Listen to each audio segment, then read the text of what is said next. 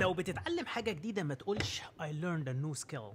دي ضعيفة قوي. الأحسن تقول I have recently invested in my professional development by acquiring a new competency, positioning myself at the forefront of industry innovation. هيستغربوا من كلامك بس هيعرفوا انك انت تقيل قوي. اصل هي دي لغة البيزنس والشغل التقيل اللي بتجيب فلوس بالدولار.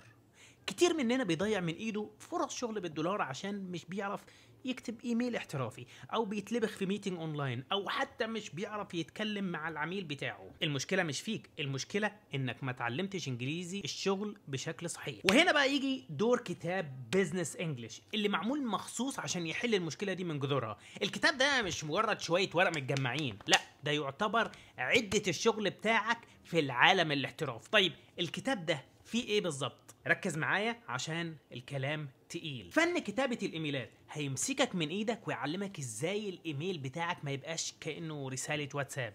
هيعلمك إزاي تبدأ صح وإزاي تختم صح وإزاي طلبك أو ردك يكون واضح ومباشر. الاجتماعات والمقابلات هتخش أي ميتنج بقلب جامد. الكتاب هيديك الجمل والعبارات اللي تخليك تعرف تقاطع بأدب، تعرض فكرتك بثقة، وحتى لو مش موافق على حاجة تعرف تقول رأيك بطريقة احترافية. أما الانترفيوهات فهتعرف ازاي تجاوب على الأسئلة الرخمة زي قول لي نقطة ضعفك ايه او ايا كان، يعني بطريقة تبين ان هي نقطة قوة اصلا. البرزنتيشن وكمان التفاوض، ودي اهم حتة. ازاي تقف قدام الناس وما تتهزش، وازاي تعمل عرض يشد اللي قدامك من اول ثانيه لاخر ثانيه.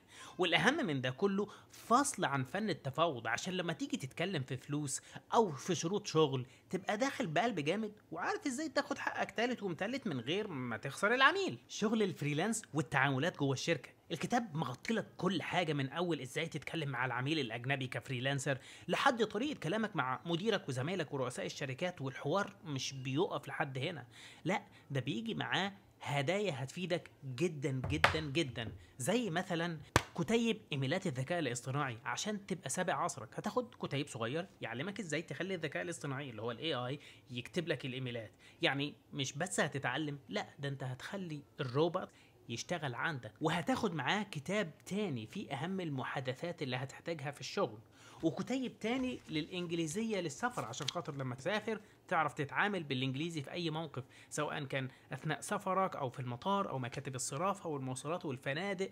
والأجمد من كل ده هو كتيب الخطة. كتيب الخطة ده لازم تبدأ بيه. الكتيب ده عشان تعرف تمشي على الكتاب ازاي وتذاكره صح وتستفيد منه أقصى استفادة في أقل وقت. من الآخر الباكج دي كلها هتخليك تروح في حتة تانية خالص في الكارير بتاعك، وهتبقى مطلوب في أي شركة والعملاء هيتخانقوا عليك. سلام.